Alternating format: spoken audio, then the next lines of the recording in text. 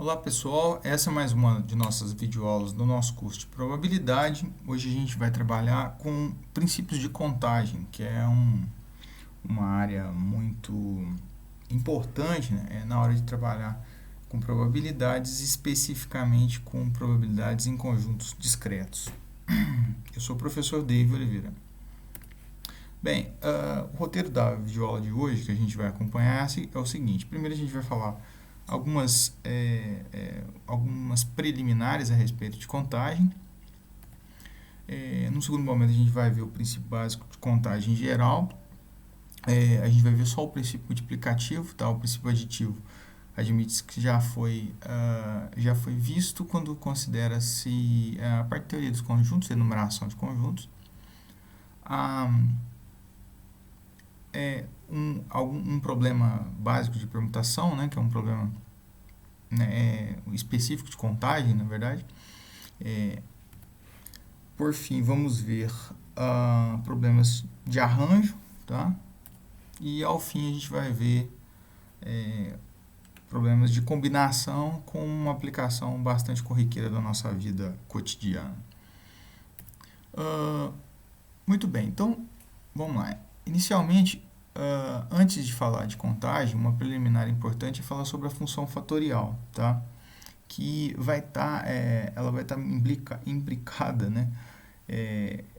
Em muitos casos, em muitas situações onde eu vou precisar fazer contagem. A função fatorial, ela é uma função, nesse caso a gente vai definir ela só sobre conjuntos naturais, embora eu tenha um número fatorial que possa ser para além do conjunto dos naturais. Tá? A notação que vai ser utilizada, né, vai ser esse ponto de exclamação aqui no número, né, para denotar o fatorial. Então, aqui lê-se n fatorial, tá? Ou o fatorial do número n. Como é que ela é definida, essa função? Bem, primeiro a gente vai definir um caso básico, é o seguinte: se o n for igual a zero, ou seja, o fatorial de zero sempre vai ser igual a 1. E se o n for maior do que zero, no caso para os conjuntos naturais que a gente está considerando, o n fatorial sempre vai ser dado por n vezes n menos 1 fatorial. Perceba que essa é uma função chamada função recorrente, né, ou recursiva. Ela depende, né, da definição dela mesma numa instância, né, num domínio diferente.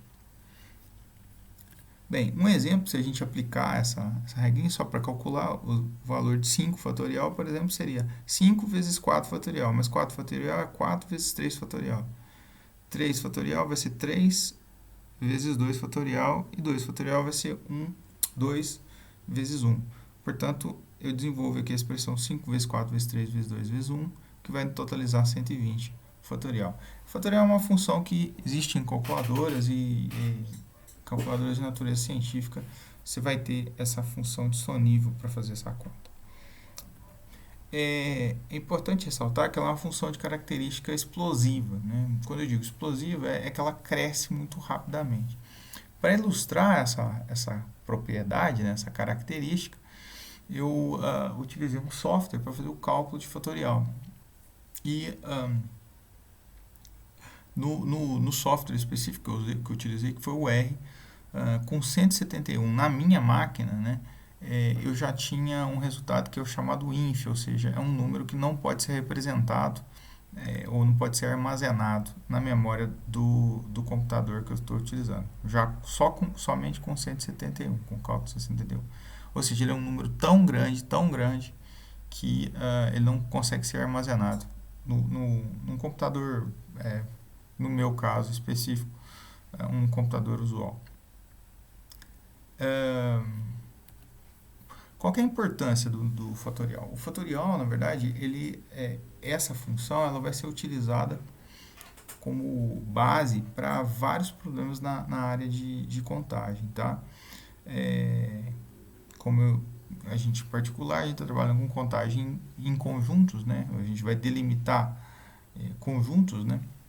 E a função fatorial vai ser muito importante porque ela vai estar sempre essas contagens vão estar envolvidas em calcular números fatoriais. Portanto, é interessante saber, né, ou estar bem instrumentalizado com a utilização do fatorial. Uma relação importante, claro que dessa relação é um resultado da definição da própria função, é que o número n ele pode ser definido, né, pode ser ilustrado como sendo n fatorial dividido por n menos 1 fatorial. É claro que essa relação você pode explorar e pode desenvolvê-la de formas completamente diferentes, mas essa, vamos dizer, uma relação que vai aparecer muitas vezes, essa situação de simplificação que a gente vai se ver, né, com necessidade de fazer simplificações. Muito bem. Bem, qual que é a ideia, né, no nosso caso aqui de ver contagem? Basicamente, a gente vai trabalhar com conjuntos finitos enumeráveis, tá? E nesses conjuntos, uma necessidade que vai se apresentar de maneira geral e mais especificamente em teoria, em probabilidades, é a necessidade de contagem do número de elementos sobre esse conjunto, tá? Então, basicamente, eu tenho um conjunto A qualquer, né, que vai ser definido por alguma propriedade. Esse conjunto ele é um conjunto finito, ou seja, tem um número de elementos finito, e é enumerável no sentido de que eu posso indexar esses elementos, eu posso botar um rótulo, um índice para cada um dos elementos. E a pergunta-chave é a cardinalidade de A, ou seja, o número de elementos envolvidos em A. Para tanto, existe uma área da matemática que se dedica a esses tipos de problemas chamada análise combinatória. Então, muitas vezes a análise combinatória ela está envolvida em perguntas, né, da forma de quantas formas eu posso fazer uma organização, quantas possibilidades. Todas essas perguntas vão estar englobadas, né, está no escopo da análise combinatória. A análise combinatória é claro que é gigantesca, a gente vai trabalhar com algumas direções aqui, ou com alguns escopos de problemas aqui, bem simples, tá? Bem superficiais. Existem problemas muito complexos e que envolvem, inclusive, as misturas de várias técnicas de combinatória, mas a gente vai ver só algumas delas. Primeiro, o princípio básico, né, ou multiplicativo. Nesse caso, a gente vai ver só o multiplicativo, tem o princípio aditivo e o multiplicativo. O aditivo a gente apresenta ele em teoria dos conjuntos quando relata sobre a enumeração, né, ou a regra geral sobre a enumeração de conjuntos. A gente vai trabalhar só com o multiplicativo aqui, pelo menos apresentar a definição, embora a gente vá utilizar o aditivo também para resolver alguns exemplos. A permutação, né, que é um outro tipo de problema de combinatória. Nesse caso, a gente vai utilizar de três tipos específicos: permutação simples, a permutação com repetição e a permutação circular. E um caso particular, né, uma generalização, na verdade, do problema de permutação, que é o problema de arranjo, né, uma derivação, o problema de natureza de arranjo, e finalmente combinação, no qual a gente vai ver uma aplicação que a gente vai ver que é muito próxima à nossa vida cotidiana aí. Muito bem. Ok, falando inicialmente do princípio básico de contagem, a gente vai ver, nesse caso, o princípio multiplicativo, tá? Vamos supor o seguinte: suponha que eu tenha R experimentos, tá? R situações que têm resultados associados. Nesse caso, são R experimentos, e eu vou identificar cada experimento vou dar o nome para cada experimento de I, um índice I para cada experimento. Cada experimento I vai ter N resultados possíveis, tá? Eu vou ter o seguinte, construir a partir dessa premissa, que se eu for combinar, fazer a observação da composição dos resultados desses experimentos, a contagem dos resultados possíveis nos R experimentos compostos, né, de maneira conjunta, vai ser dada por essa expressão, produtório de I variando de 1 até R de NI, onde NI é o resultado possível para cada experimento I. Bem, vamos ver uma situação prática onde a gente pode aplicar isso. Vamos ilustrar o experimento, a situação de lançamento de duas moedas, tá? Nesse caso, eu vou considerar então cada moeda individualmente, o lançamento, como sendo um experimento. Portanto, nosso R, né, o número de experimentos, é 2 envolvidos. E a gente vai denotar que essa primeira moeda de R$1, o experimento vai ser o experimento 1 e aqui o experimento 2. Naturalmente, para cada moeda, eu vou ter dois resultados possíveis, que são cara e coroa, né, para as duas moedas. Detalhe, a gente vai denotar cara como sendo H, vem de head do inglês, e tail como coroa, por uma simplicidade de notação, tá? Então, nos dois experimentos, eu tenho dois resultados possíveis. No experimento 1, dois resultados. No experimento 2, dois resultados, que são, respectivamente, cara e cara e coroa. Perceba que toda a enumeração, ou toda a apresentação aqui está referenciando a conjuntos. Aqui eu tenho um conjunto de resultados para esse experimento, cara e coroa, e a sua cardinalidade vai ser 2. Ou seja, na nossa notação, sobre o princípio básico de contagem, a gente tem que o nosso N1 é igual a 2 no primeiro experimento, né? E no segundo experimento, o nosso N é igual a 2 também. Muito bem.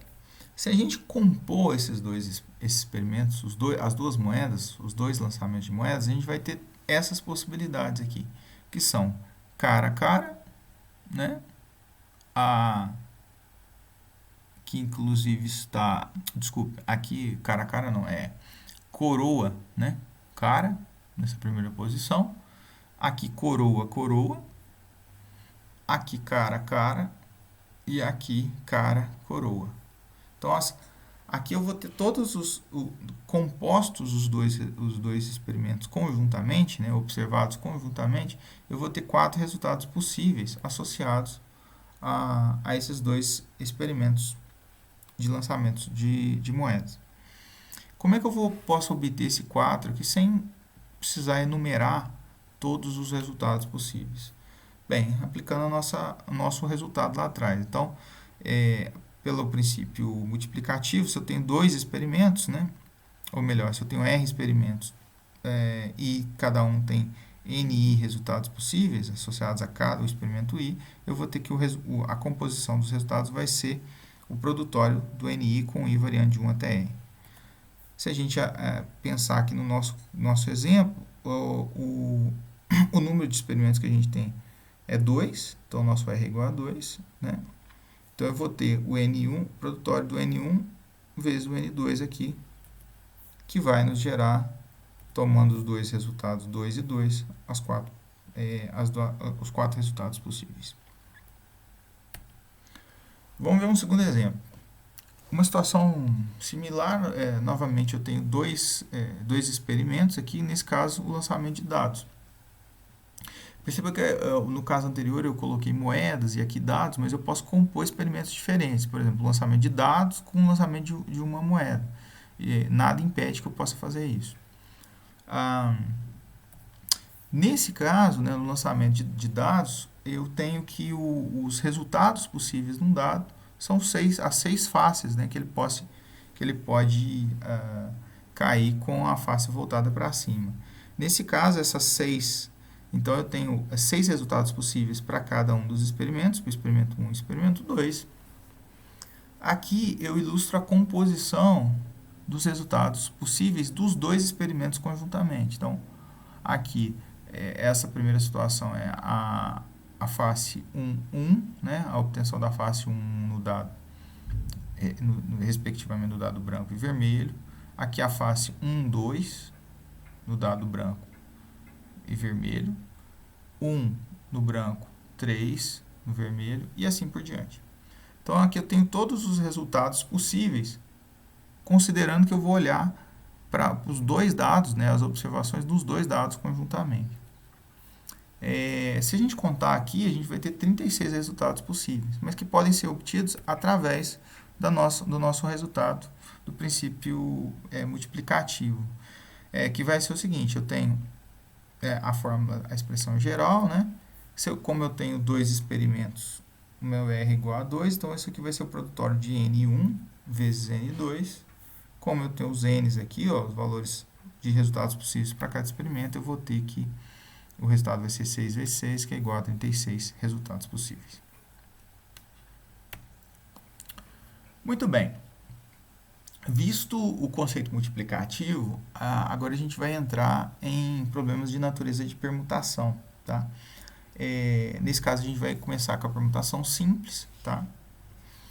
E primeiro vamos definir o que é uma permutação. Vou supor o seguinte, que dado uma sequência ordenada de n elementos, então é importante destacar sequência e ordenada. Existe uma ordem na sequência e a mudança de ordem vai implicar na mudança e uma mudança da identidade daquela sequência. Qualquer sequência reordenada a partir da sequência original, né, ou da original, é considerada uma permutação. Nesse caso, uma permutação simples. Então, um exemplo. Vamos tomar uma sequência de números aqui, né? Uma sequência ordenada, 0, 1, 2. Essa sequência tem 3 elementos, né? O nosso n, então, portanto, é igual a 3. Se eu reordenar essa sequência, né? Aqui eu vou obter, pela reordenação dessa sequência, uma permutação. Aqui estão todas as permutações que são possíveis de serem obtidas a partir dessa sequência. Então, todas as reordenações nesse caso. Quer dizer, a original, né, claro. A 0, 2, 1, 1, 0, 2, 1, 2, 0, 2, 0, 1 e 2, 1, 0. Todas essas aqui, cada uma delas é uma permutação dessa sequência original. Neste caso, a gente tem, se a gente contar, claro, aqui, a gente vai ter 6 permutações possíveis a partir dessa situação com n elementos, né, com 3 elementos. Bem, pergunta, como é que eu posso obter, então, o número de permutações de n elementos, né, de maneira direta? Para construir esse resultado, a gente vai usar uma estratégia mais intuitiva, tá? Eu vou admitir o seguinte, vamos supor que, como eu tenho que arranjar n elementos, eu vou supor aqui n posições nas quais eu vou preencher com cada um dos elementos a serem escolhidos.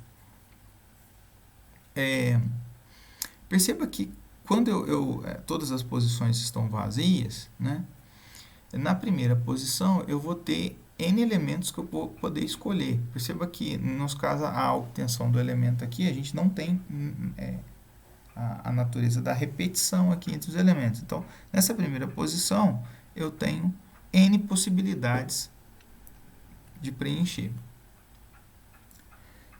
Na segunda posição, eu vou ter n menos 1, porque eu já removi o primeiro elemento. O primeiro elemento já foi preenchido aqui, né? Eu não tenho ele mais como opção para colocar.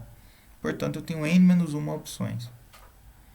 Na terceira posição, eu vou ter n menos 2, porque eu já preenchi os 2 primeiros elementos e já excluí esses 2 elementos da minha escolha para a terceira posição.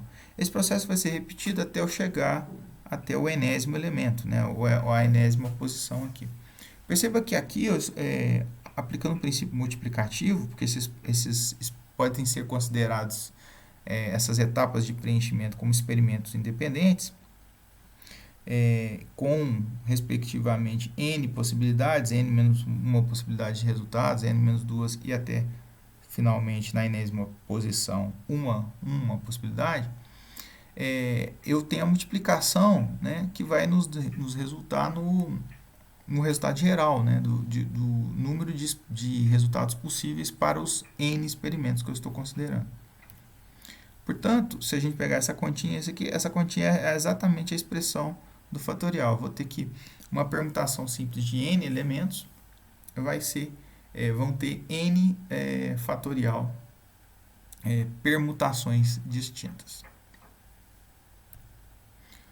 Muito bem, vamos ver alguns exemplos de aplicação no caso de permutação.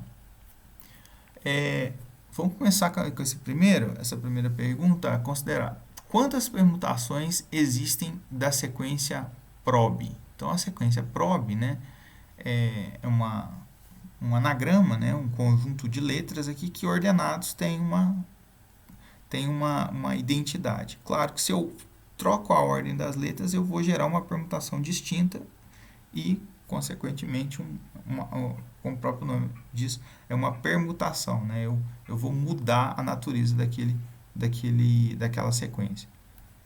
No nosso caso, a fórmula que a gente vai utilizar é de permutação simples, né? Que a gente sabe que é n fatorial, considerado n elementos. Nesse caso aqui, a gente tem 4 letras, portanto, são 4 elementos a serem permutados. O que nos faz que eu vou ter a permutação de 4 elementos vai ser igual a 4 fatorial, que vai ser igual a 24. Né? 4 vezes 3 vezes 2, que vai ser igual a 24. Segundo problema, vamos considerar aqui agora a pergunta de quantas filas podem ser formadas com 5 pessoas. Perceba que a fila ela, por definição, é uma entidade, né, uma organização que tem ordem. Né? Se eu troco a ordem dos elementos na fila, eu estou trocando a fila. Né? Nesse caso, eu estou considerando com 5 pessoas, vou usar a fórmula de permutação simples.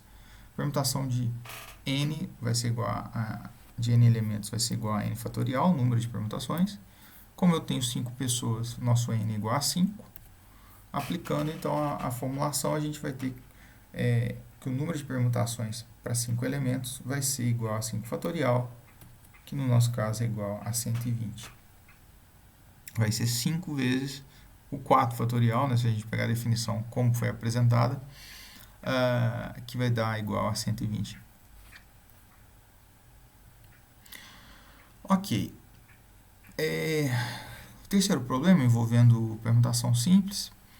Quantas permutações diferentes com as letras A, B, C, D, E, F, G, tá? Ficou faltando o E aqui, ó. O E ficou com a ausência aqui do tracinho, né? Tal que A, B apareçam juntas. Perceba que agora eu tô impondo uma restrição no meu problema, né? Uma situação específica, não é só uma contagem aplicando o conceito da permutação. Para resolver isso, né, a primeira coisa que eu vou tomar é o seguinte.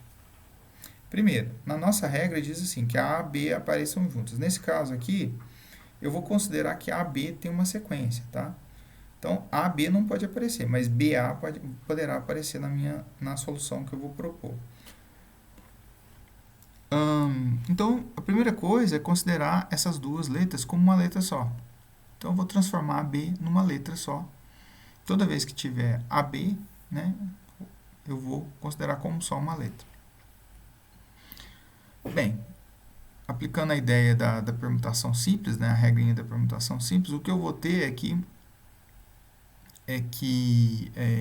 ao invés de 7 letras, né, 1, 2, 3, 4, 5, 6, 7, como eu juntei A e B numa letra só, eu vou ter 6 letras como referência.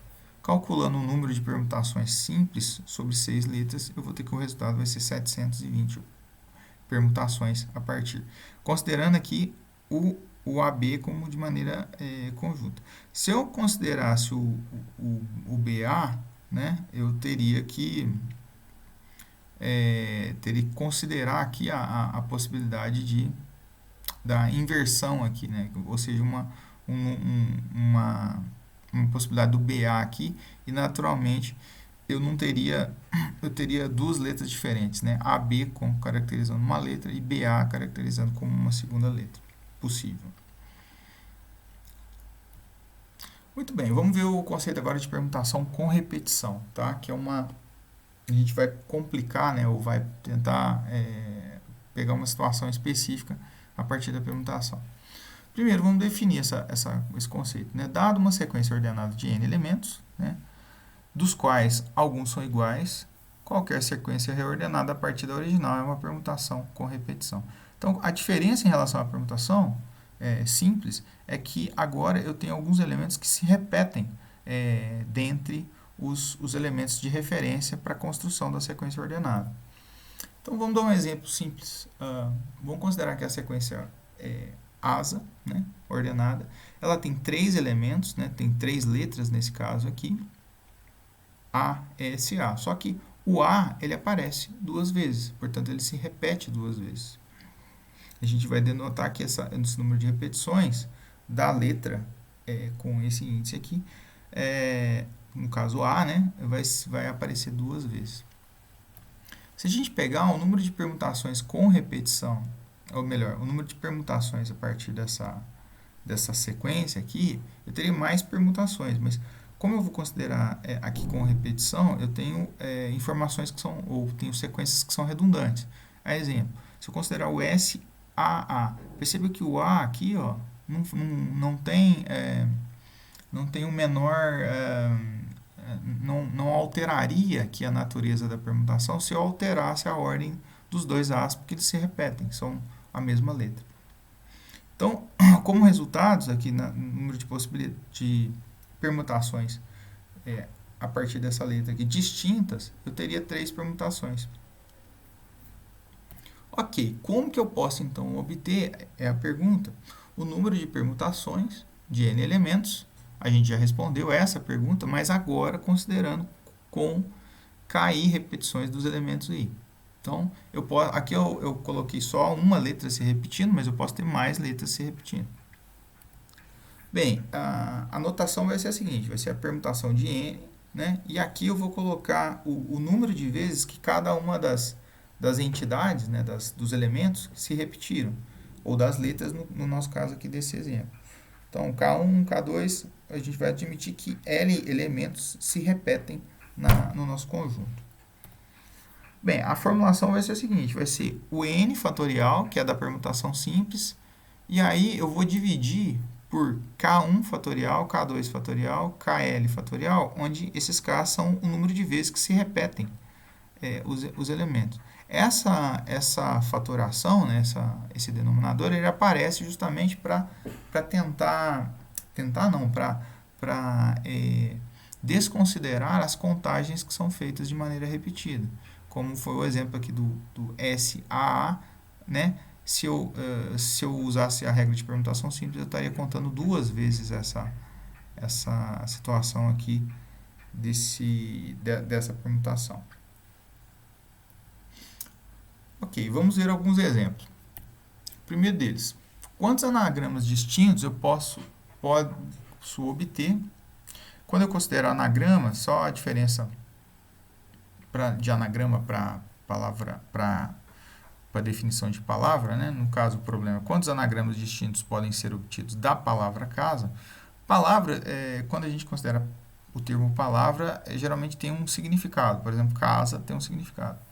Anagrama é simplesmente uma sequência de letras, que às vezes não tem um significado, uma semântica, né, associada.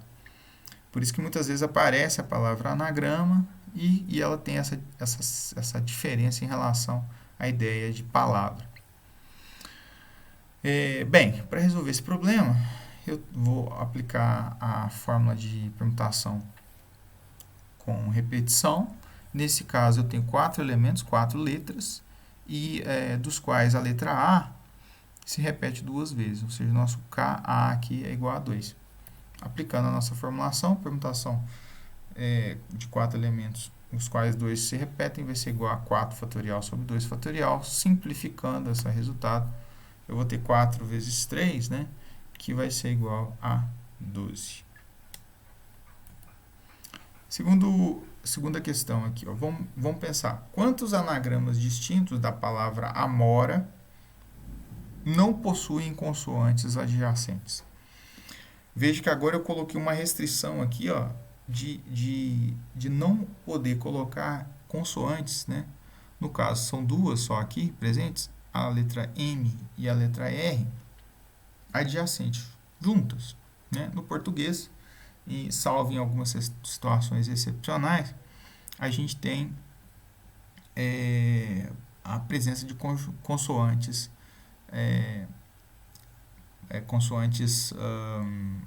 adjacentes, né, juntas nas palavras. Bem, para resolver esse problema, a gente vai usar de permutação com repetição, porque perceba que a nossa letra A ela se repete aqui, ó, 2 vezes na palavra amora. Primeiro, eu vou resolver o problema em restrito. Vamos supor o seguinte, eu vou resolver o problema usando a ideia de permutação com repetição, sem me preocupar com as consoantes. Se eu não me preocupar com as consoantes, né, com essa restrição, eu vou simplesmente pegar quantos anagramas distintos vão ser gerados da palavra amora. Nesse caso, são 5 elementos. 1, 2, 3, 4, 5 letras. E a letra A se repete 2 vezes. Então, nosso K é igual a 2. Se eu for resolver de maneira irrestrita, então eu vou ter que, vai ser a permutação de 5, onde um elemento se repete 2 vezes, vai ser igual a 5 sobre 2 fatorial. Fazendo a nossa conta, vai ser, pela simplificação, vai ser 5 vezes 4 vezes 3, que vai dar igual a 60 possibilidades. Agora, o que eu vou fazer? Eu vou resolver o problema, eu vou tentar e vou contar todas as situações onde eu tenho consoantes adjacentes. Do mesmo problema, só que com as consoantes adjacentes. Como são 2 letras, se eu juntar elas aqui, ó, eu vou considerar que as letras M e R, então, vão ficar juntas, né? É como se fosse uma letra só, ao invés de 2, como colocado. Se eu resolver o problema da mesma forma, considerando essa ideia, eu vou ter agora, são 4 letras, não vão ser mais 5, porque M e R vão ser identificadas juntas como uma letra só. E o número de repetições ainda persiste em 2, porque a letra A se repete 2 vezes. Calculando os valores, então eu vou ter a permutação de 4 com a repetição de A 2 vezes, vai ser 4 sobre 2 fatorial, que vai ser 12, né? 4 vezes 3, a simplificação igual a 12. Aqui eu vou fazer uma multiplicação por 2. Por quê? Porque perceba que eu posso, se eu considerar as duas letras M e R juntas aqui, ó, eu tenho que considerar a ordem. Então, M e R é uma letra e RM seria outra letra, né? Mas é simplesmente alterar a ordem, que são 2 ordens diferentes. Então, eu teria 12 vezes 2, 24 possibilidades, onde eu tenha que o MR, né, as letras M e R aparecem juntas, e aí agora o MR e o RM elas estão juntas. O que eu vou fazer? Agora, usando o princípio básico de contagem, nesse caso o princípio aditivo, como eu tenho aqui um conjunto irrestrito e eu tenho uma restrição aqui do número de possibilidades, eu vou subtrair do conjunto irrestrito o número de elementos que existem na restrição, né? Usando o princípio aditivo. Então, vão ser 60 permutações restritas, né? Menos as 24 permutações que tem a restrição no nosso caso, que vão totalizar as 36 possibilidades, que são aquelas onde eu tenho anagramas da palavra amora e que não tem as duas consoantes, nesse caso MR, conjuntamente. Ok. A permutação circular. A permutação circular tem como definição a seguinte: então, dado uma sequência circular ordenada, qualquer sequência circular reordenada caracteriza uma permutação circular. Qual que é a diferença? Agora, eu vou ter esse aspecto do círculo, né? Vou ilustrar aqui, ó, essa ideia do círculo.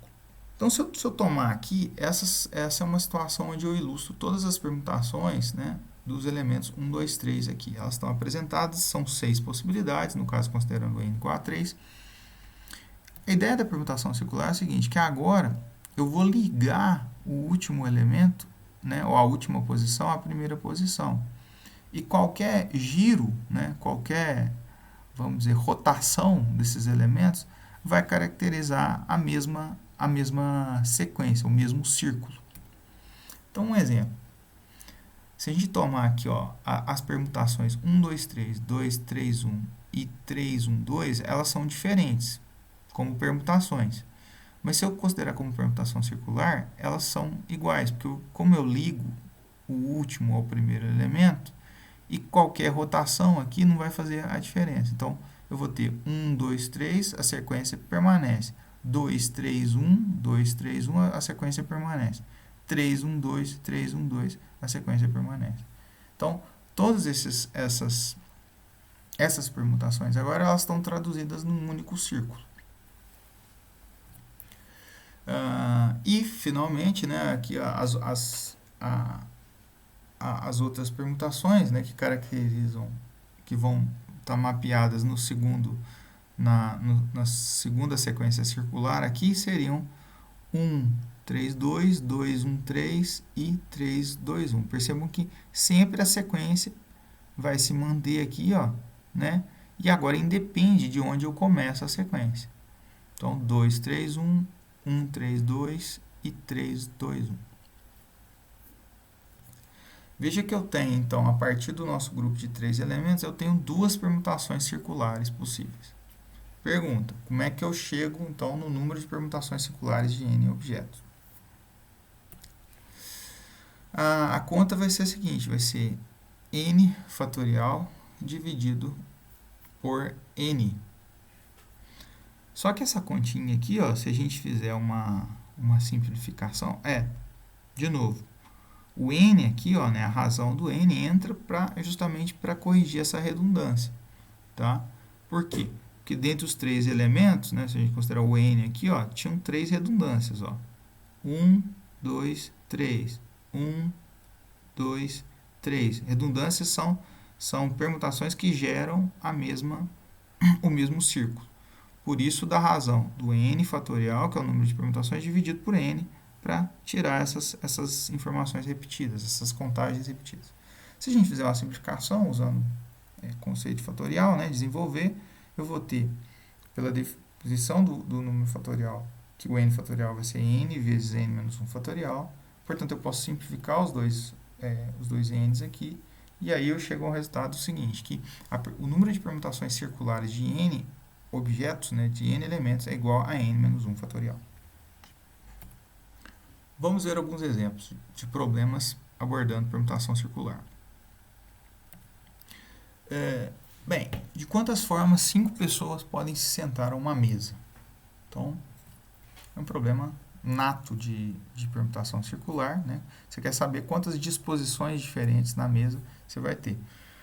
Utilizando a nossa formulação, né, que a permutação circular de n elementos é igual a n menos 1 fatorial, eu vou ter que, nesse caso, são 5, né, elementos, 5 pessoas. O resultado vai ser igual a 4 fatorial, que vai ser igual a 24. Ok. De quantas formas, o segundo exemplo, 3 casais podem se sentar a uma mesa tal que não fiquem separados? Então, você tem agora 3 casais e você quer que os casais sempre fiquem juntos, né? Tem 6 posições da mesa a se serem preenchidas e você quer que os casais não se sentem separados. Nesse caso, a primeira coisa, então, é juntar os casais, tá? E aqui a gente está imaginando os casais, não são simplesmente um homem e mulher, mas são casais, são casados, pessoas que são casadas. Então, a primeira etapa é juntar os casais. Então, quando eu faço essa etapa de juntar os casais, ao invés de considerar as 6 pessoas que vão se assentar à mesa, eu vou considerar só os casais como sendo com o objetivo de posicioná-los. Aplicando a regra de permutação circular em 3, né, nessas 3 posições, eu vou ter que o resultado vai ser 2 fatorial, ou seja, só tem 2 possibilidades de dispor esses 3 casais. Só que perceba que a disposição de cada casal, eu posso ter uma mudança, uma alteração. Eu posso ter que cada casal pode trocar o lado que ele vai ficar. Né? Um vai ficar à direita e o outro à esquerda, ou à esquerda e à direita. Considerando os três casais distintos, então eu vou ter, e usando o princípio multiplicativo, eu vou ter que o primeiro casal tem duas disposições, né? Ou pode ficar direita, esquerda, direita. O segundo casal, duas disposições. O terceiro casal, duas disposições. Totalizando 8 possibilidades que eu posso ter essa situação. Combinando essas, pelo princípio multiplicativo, combinando essas duas, as formas como os casais vão estar dispostos circularmente e a forma como cada casal vai se sentar, individualmente eu vou ter 2 vezes 8 possibilidades, que vai gerar em 16 arranjos possíveis de pessoas sentadas à mesa, de tais que os casais não fiquem separados. Ok. Vamos começar a falar então agora de arranjo, né, que é uma derivação de problemas de permutação. Então a ideia de um arranjo é a seguinte: eu vou tomar uma sequência ordenada de tamanho k de n elementos. Nesse caso aí, ela é um arranjo. Então, uma sequência ordenada de tamanho k, que são obtidos a partir de n elementos, isso é um arranjo. Então, um exemplo. Vamos supor nossos três elementos, 1, 2, 3, né, os logaritmos 1, 2, 3, n elementos, e agora eu vou formar os arranjos de tamanho 2, tá? A partir desses elementos. Ela vai ser uma sequência ordenada, só que ao invés de ter n posições, eu vou ter k posições. Nesse caso, os arranjos possíveis, a partir desse primeiro, seriam esses aqui, ó, 1, 2, 2, 3, 1, 3, 3, 1, 2, 1, 3, 3.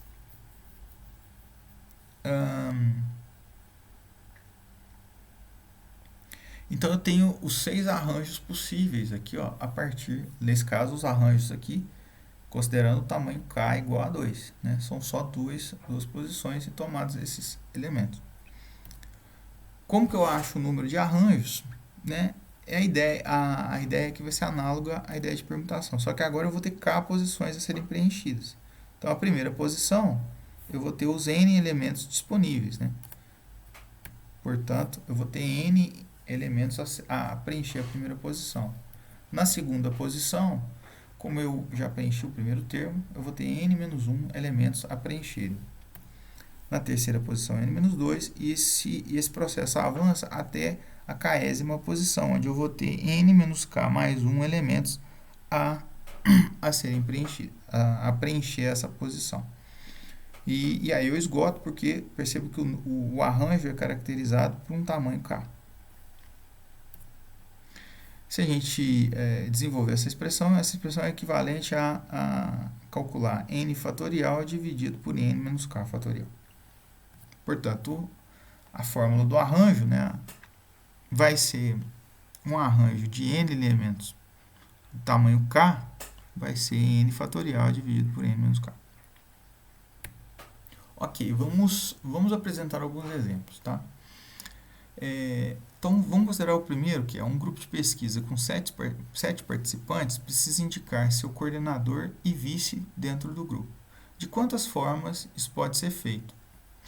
Perceba que quando eu tenho a posição aqui, coordenador e vice-coordenador, automaticamente eu tenho uma ordem.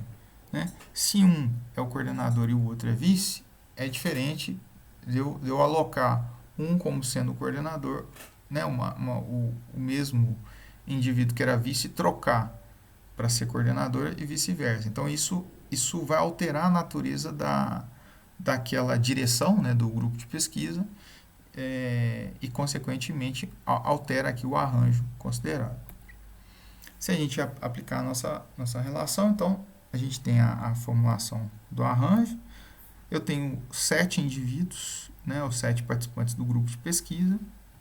Portanto, o número de posições a serem preenchidas aqui, né, são k, porque você tem a posição de coordenador e vice. Veja que ela é ordenada. Por quê? Porque, como eu disse, a posição coordenador é diferente da posição vice. Então, nesse caso aqui, eu vou ter o número de disposições possíveis, né, de pares, né, de coordenador vice aqui, vão ser o arranjo de 7, né? E esse arranjo de tamanho 2 vai ser 7 fatorial sobre 7 menos 2 fatorial, que vai ser 7 sobre 5 fatorial, né? Fazendo simplesmente a conta. E aí eu vou ter como resultado 7 vezes 6 vezes 5 fatorial, né? Desenvolvendo aqui o fatorial dividido por 5 fatorial, posso simplificar e o resultado que a gente vai obter é 42 possibilidades de alocar coordenadores e vices a partir de 7 participantes. Segundo, a prova final de natação da Olimpíada, tá, tem 8 atletas disputando 3 medalhas, ouro, prata e bronze. Quantos pódios distintos podem ser formados aqui? Então, eu quero saber quantos pódios, quantas posições, primeiro, segundo e terceiro, podem ser formadas a partir dos 8 atletas que disputam a final, os 8 nadadores. Tomando a nossa formulação para arranjos, né? Nesse caso, o número de elementos que eu vou arranjar é 8, tá? E o tamanho do nosso arranjo, que vai ser o pódio, o tamanho do pódio vai ser K igual a 3. Perceba que se eu altero a ordem, né, no pódio, eu estou alterando o pódio. Ele fica diferente em termos de quem é primeiro, quem é segundo e quem é terceiro, naturalmente. Aplicando então a nossa formulação, então tem um arranjo de tamanho 3, de 8 elementos, que vai ser 8 fatorial sobre 8 menos 3 fatorial, 5 fatorial, ampliando, né, ou desenvolvendo o 8 fatorial, ele vai ser 8 vezes 7 vezes 6, vezes 5 fatorial, o 5 fatorial pode ser cortado aqui, e aí eu vou ter como resultado 336 possibilidades distintas, fazendo a multiplicação do 8 vezes 7 vezes 6. Ok, vamos falar agora de combinação. Vamos definir o que é uma combinação. Então, uma combinação vai ser um subconjunto de tamanho K de um conjunto de N elementos. É importante destacar, subconjunto não importa a ordem. Né? Quando eu trato de um conjunto, eu não importo a ordem. Veja que a palavra ordenada aqui ela não aparece mais.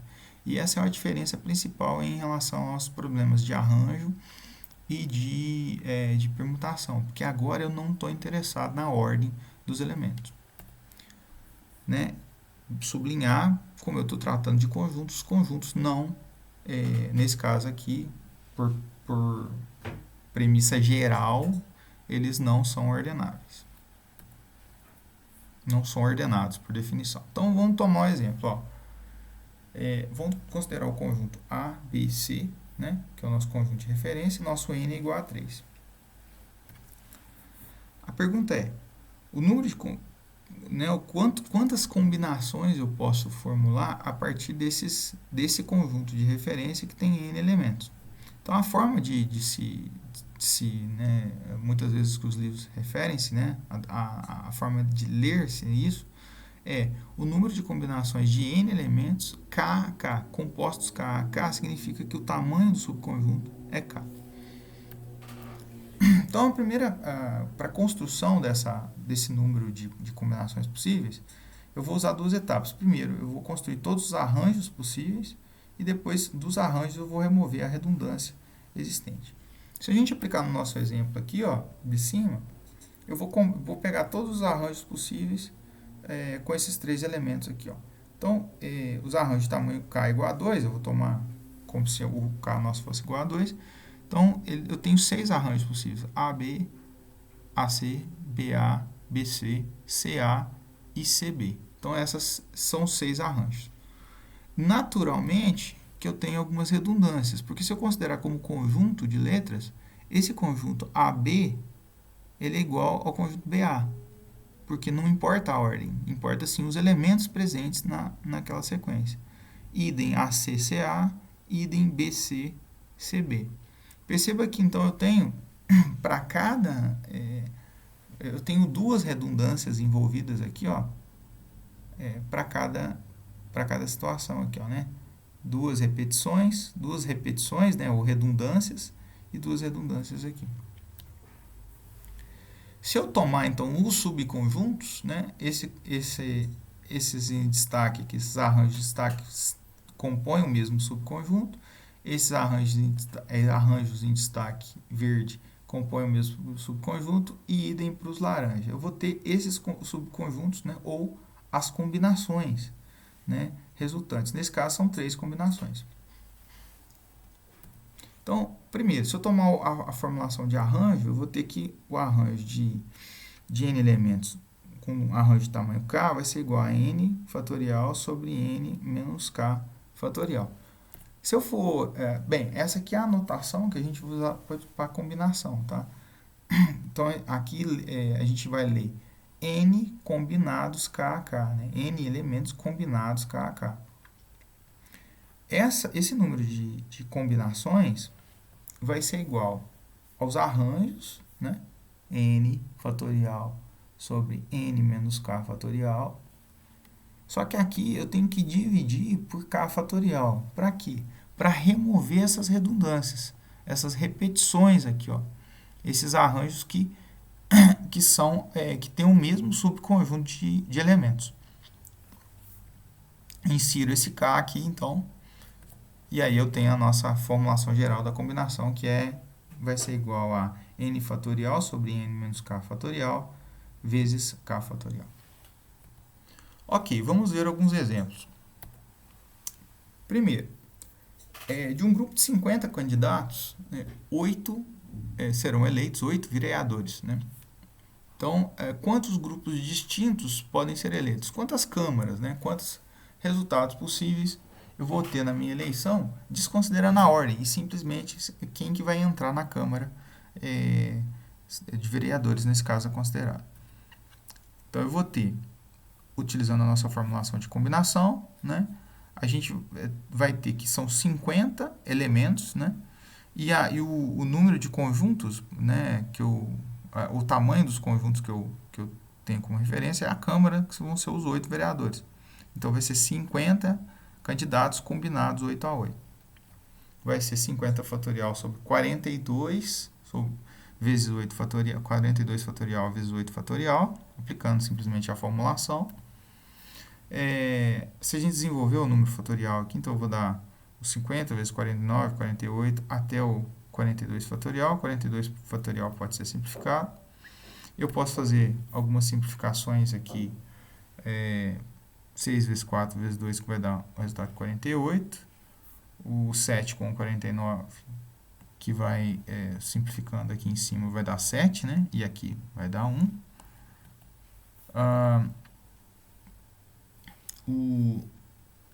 O 5 e o 3, né, que vai dar 15 aqui, e aí 45 vai dar 3, simplificando. Estou simplesmente aplicando simplificações.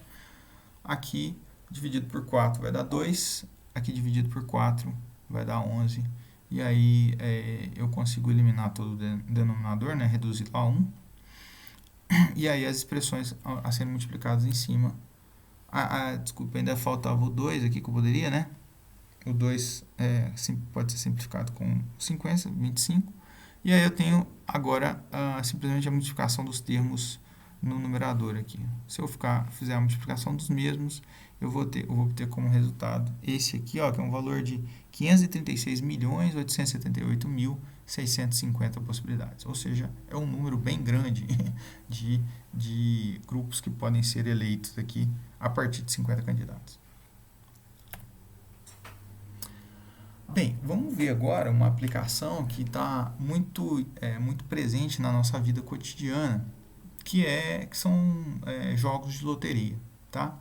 E a pergunta central aqui, para quem já tem algum parente ou mesmo já jogou em algum dos jogos permitidos no Brasil, né, que são jogos ligados à Caixa Econômica Federal, uma pergunta é a seguinte: como é definido o valor pago em jogos de loteria? Tem alguns jogos, né, dentro de alguns jogos, você tem uma definição dos valores, e essa definição muitas vezes não é tão intuitiva. E a gente vai ver como que esses valores são construídos aqui. Muito bem, então primeiro vamos especificar, né? A gente vai falar aqui da Mega Sena. A Mega Sena é um jogo no qual você tem 60 dezenas a serem preenchidas, ou melhor dizendo, 60 dezenas que você tem disponíveis e das quais você vai anotar ou vai marcar algumas delas. Naturalmente, você vai ser premiado se o conjunto de dezenas sorteadas coincidir com aquelas que você marcar.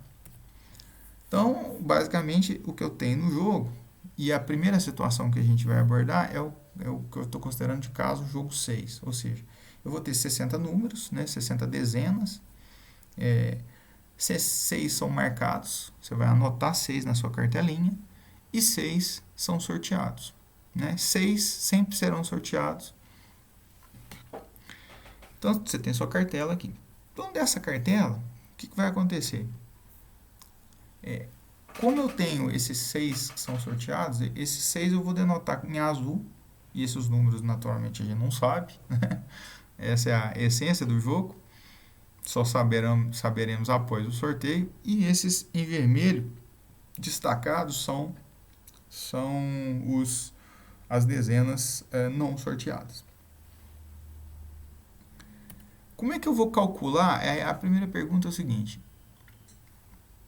qual o número de resultados possíveis que eu vou ter, então, para esse sorteio?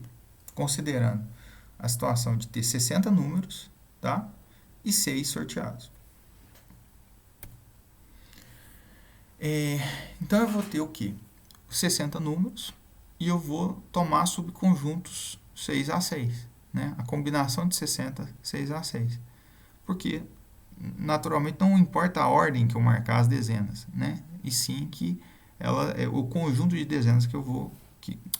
a ordem que vão ser sorteadas as dezenas, melhor dizendo, não importa. O que importa é o subconjunto, né, de dezenas que serão sorteadas. Aplicando aqui, então, eu vou ter né, a combinação de 60, 6 a 6, vai ser 60 fatorial sobre 60 menos 6 fatorial vezes 6, aplicando simplesmente a formulação de combinação. Eu vou desenvolver, ampliar o 60 fatorial aqui, né, poder simplificar com 54 e fazer outras simplificações de tal maneira que eu chegue a um conjunto de multiplicações que podem ser feitas aqui entre esses números. E eu vou chegar a um total de 50 milhões 63.860 jogos. Quando eu digo jogos aqui, possíveis resultados de conjuntos de 6 números sorteados de 60.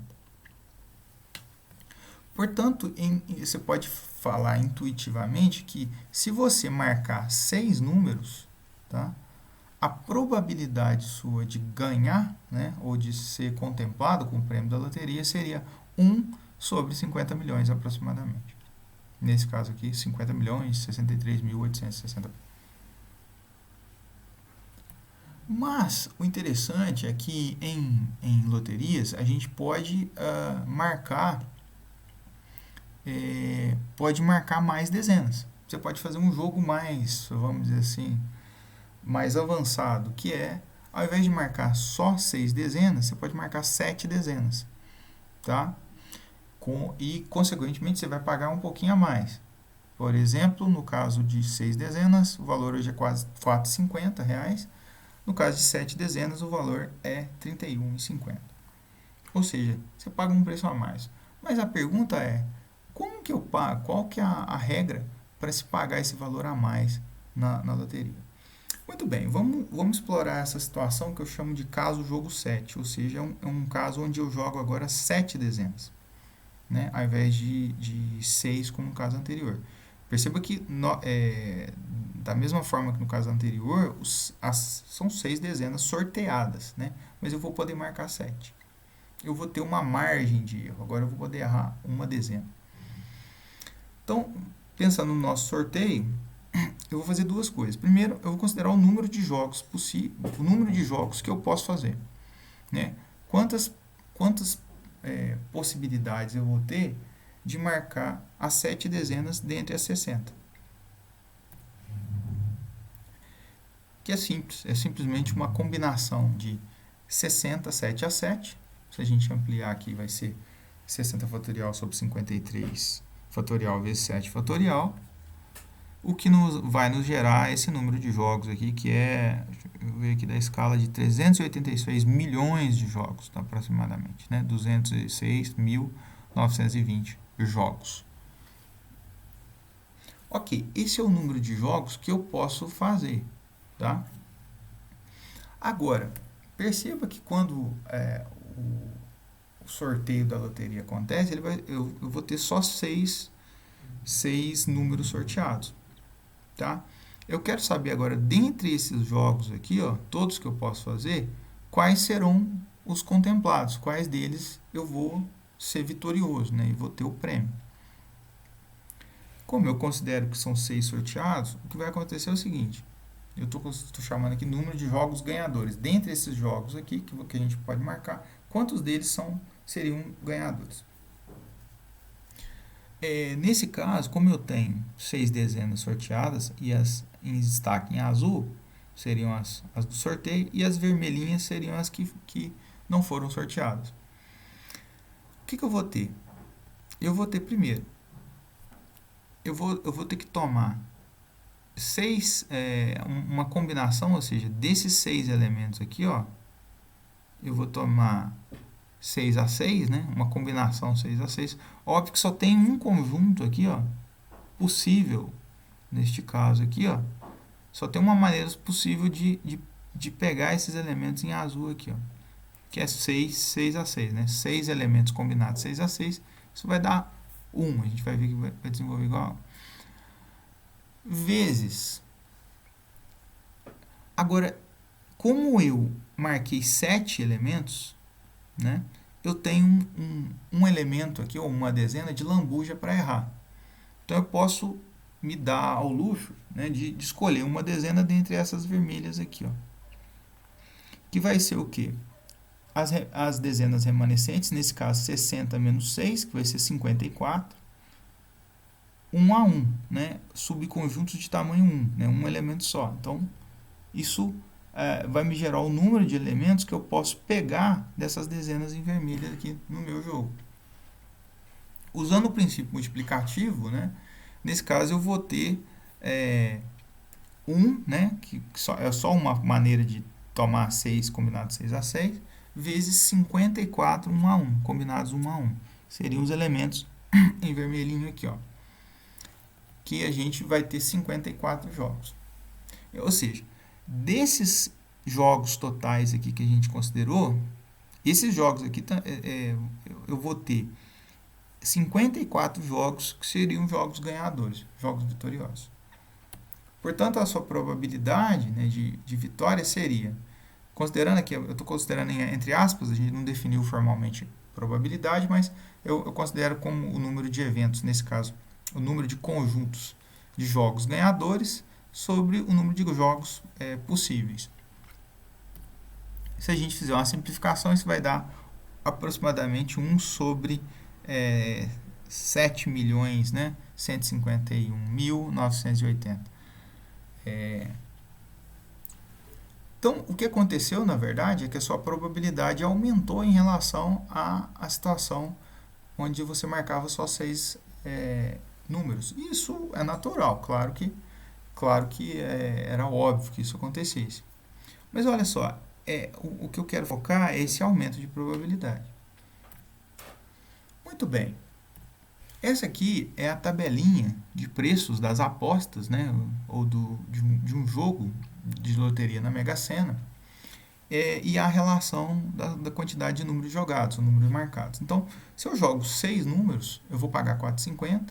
Se eu jogo 7 números, né, nos dois casos anteriores que a gente lutou, a gente vai pagar 31,50, 8, 126, 9 números, 378, até a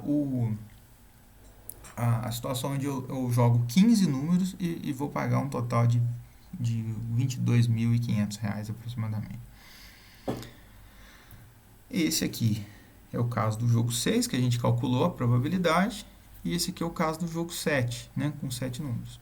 E claro, eu vou ter situações que podem ser extrapoladas para o jogo 8, 9, e eu posso fazer o cálculo da mesma forma que eu fiz no jogo 7, posso extrapolar para 8, para 9, até 15, ou enfim, até o número de dezenas que você quiser considerar marcadas. Agora, olha o interessante. Aqui, né, é uma tabela recolhida da própria Caixa, né, que tem as informações de probabilidade, né, a probabilidade de acerto, né, acerto significa de ganho, né, de vitória, né, no jogo, de 1 em. Então, é sempre a razão 1 sobre esses valores aqui. Aqui a gente vai considerar só a cena, né, porque, no caso, a cena é quando a gente tem 6 dezenas que tem que coincidir com as sorteadas. A quina, na verdade, é uma situação onde eu tenho 5 dezenas tem que coincidir com as sorteadas, e a quadra também é uma situação com 4 dezenas. Só que a gente vai considerar a cena porque eu tenho 6 sorteados e eu quero que coincida os 6 que eu marquei, né? Ao menos 6 que eu marquei entre as dezenas sorteadas. E tem os valores de probabilidade que a gente calculou. Então, aqui, os 1 em 50 milhões é exatamente a combinação de 60, 6 a 6. 1 em 7 milhões é aquela razão que a gente fez entre os casos favoráveis, o número de jogos vitoriosos sobre o número de jogos possíveis com 7 dezenas. E eu posso construir para os valores subsequentes essas probabilidades de chegar nesses resultados. O que eu quero focar é o seguinte, é a relação de probabilidade quando você joga 6 e quando você joga 7. Vamos comparar. Primeiro, o valor das apostas. Então, quando eu aposto 6 dígitos, eu vou pagar 4,50. Quando eu aposto 7 dígitos, né, ou 7 dezenas, eu vou pagar 31,50. Se a gente fizer a razão aqui, a aposta 7, né, ou com 7 dezenas, ela é 7 vezes mais cara do que a aposta 6. Tá? Então, se a gente fizer a razão de 31 por 4,50, a gente vai obter como resultado 7. Ao passo que, se eu também comparar a probabilidade da situação onde eu marco 6 dezenas, que é 1 sobre 50 milhões aproximadamente, com a situação onde você marca 7 dezenas, que é 1 sobre 7 milhões aproximadamente, essa razão aqui, ó, a gente vai descobrir que a situação 7, né, ou marcar 7 dezenas, você vai ter 7 vezes mais chance de ganhar do que na situação 6. Perceba que esse fator aqui se coincide, né? E isso gera uma conclusão, que é a seguinte: a gente paga por probabilidade em jogos, né? Não pagamos por dezena que a gente marca, e sim por probabilidade que a gente obtenha mais. Portanto, nessa conclusão, a gente tem que, não importa se a gente joga 6 dezenas, 7 dezenas, 8 dezenas, isso não nos gera maior probabilidade de ganho em um eventual jogo da Mega Sena. Bem, eu posso generalizar a combinação, tá? O que seria essa generalização? A definição é a seguinte, eu tomar R subconjuntos I, eu vou identificar esses conjuntos agora, I, de tamanho NI, respectivamente, de um conjunto de N elementos. Então, ao invés de ter agora só um subconjunto, eu vou formar vários subconjuntos, R subconjuntos, a partir desses N elementos de referência. Vou dar um exemplo. Então, vamos supor que eu vou ter uma ilustração aqui com um conjunto com 6 elementos, tá? E o meu objetivo é pegar 3 subconjuntos desse conjunto de referência de tamanhos 2, 2 e 2. Então, eu vou pegar 3 subconjuntos diferentes.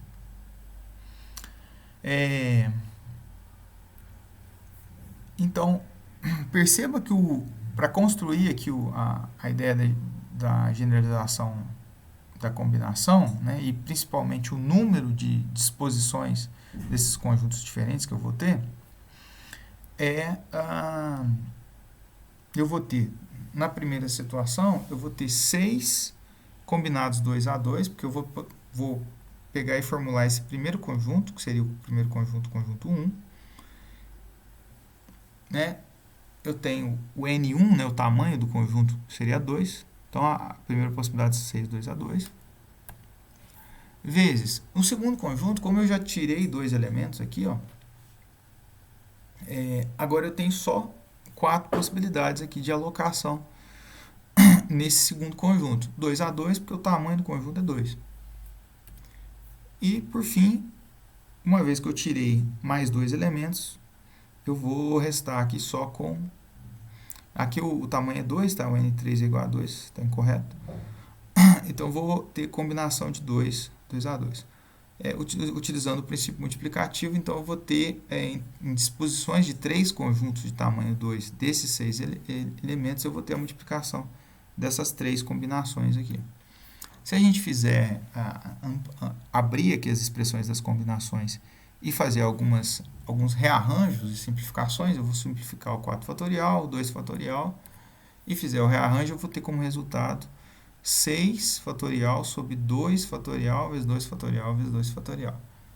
Essa vai ser a referência para a nossa construção da fórmula geral. Então, esse 6 fatorial vem desse n igual a 6.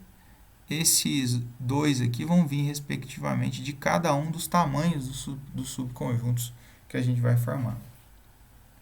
Com isso, o caso geral da combinação generalizada vai ser n combinados a n1, n2, nr, vai ser igual a n fatorial dividido por o produtório de variante de 1 até r, né, onde esses r's definem os r subconjuntos, ni fatorial, né? Esse ni é o tamanho de cada um dos subconjuntos. Vamos ver um exemplo aqui de aplicação dessa ideia de combinação generalizada. Vamos supor que eu tenha 30 funcionários, tá? Que vão ser alocados, né, ou devem ser alocados em 3 departamentos distintos numa empresa. Departamento A, Departamento B e Departamento C. Então, os departamentos, respectivamente A, B e C, precisam de 8, 8 e 14 funcionários, respectivamente. Então, a pergunta é, de quantas formas distintas eles podem ser alocados? Eles são os funcionários, vão ser alocados nesses eu quero saber quantos departamentos distintos, né, quantas configurações da empresa você vai ter distintas, supondo esses 3 departamentos com esses 3 tamanhos. Então, 30 funcionários, nosso N, conjunto de referência, vai ser igual a 30. Eu tenho 3 departamentos, serão 3 subconjuntos. E os tamanhos dos subconjuntos serão, respectivamente, 8, 8 e 14 para A, B e C.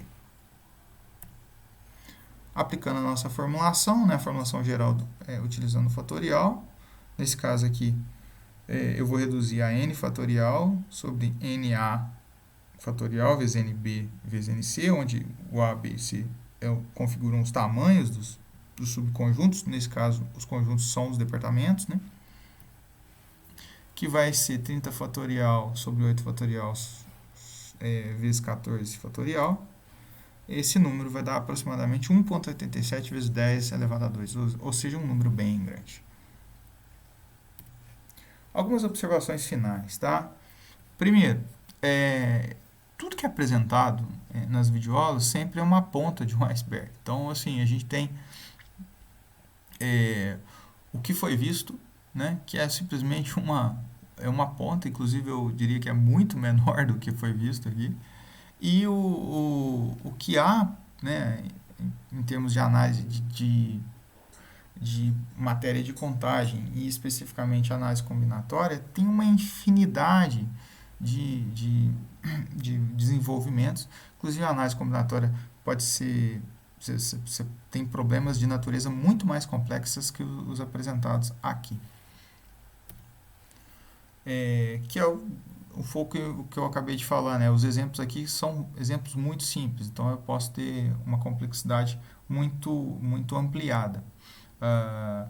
Mas para as nossas necessidades para a apresentação do curso de probabilidades, a gente vai... essas situações que foram apresentadas são razoáveis, para pelo menos ilustrar o conceito. Muitas vezes há misturas de técnicas, então a gente muitas vezes utiliza várias técnicas diferentes, técnicas de combinação, com permutação, os princípios de contagem elementares, né, tanto o multiplicativo quanto o aditivo, são utilizados conjuntamente para resolver problemas. E, finalmente, um destaque só para a utilização da aplicação da combinatória, né, vai ser muito aplicado em distribuições discretas de probabilidade, tá? É um exemplo das aplicações. A saber, algumas distribuições onde vai ser muito importante, né, as noções de combinatória é a distribuição binomial, a distribuição multinomial, tá? E a distribuição hipergeométrica, que vão nascer, né, a partir de problemas de combinatória. Bem, com isso a gente encerra a nossa videoaula e eu vejo vocês numa próxima.